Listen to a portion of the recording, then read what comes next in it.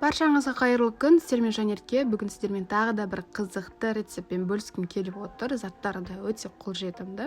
Бризоль. Видеоны соңына дейін қарап, менің YouTube каналыма тіркелуді ұмытпаңыздар. Сіздермен қызықты видео рецепттермен бөлісемін. Ең бірінші еріп тұрған фарш және жұмыртқа керек болады.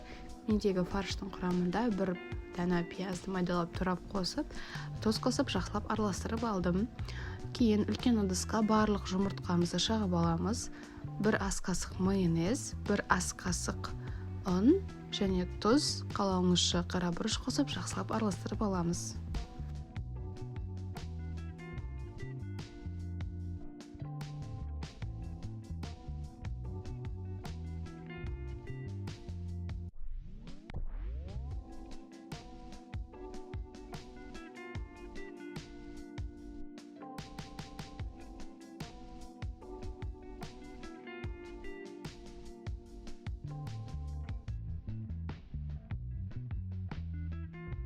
Кейін пищевой пленкамызды ұзыншау етіп қырқып алып, оған фаршымызды орналастырамыз.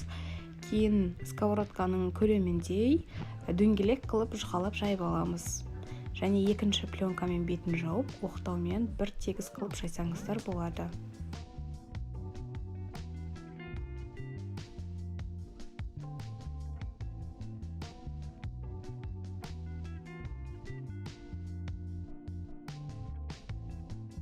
Асты жабыспайтын қазанымызға немесе сковородкамызға жаңағы омлетімізді құйып аламыз. Және барлық жеріне жағып аламыз дағыны.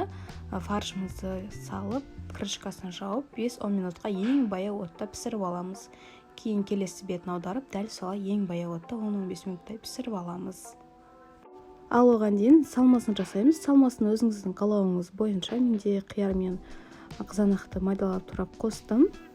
Және соусына өздеріңіздің қалауларыңыз бойынша менде кетчуп пен майонезді араластырдым. Сіздер чесночный соус қоссаңыздар да өте күшті болып шығады. Ал енді салмасын салып, бризолімізді әдемілеп орап шығамыз.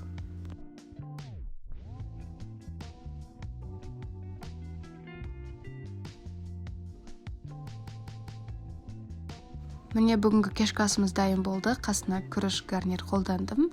Ол жағы өзіңіздің қалауыңыз бойынша гарнирдің рецептін видеоның астына описанияға ссылкасын қалдырып кетемін. Сонда қарап жасасаңыздар болады. Ал видеоны лайк басып, комментарий жазып, ең бастысы менің YouTube каналыма тіркелуді ұмытпаңыздар. Сіздермен қызықты видео рецепттермен бөлісемін.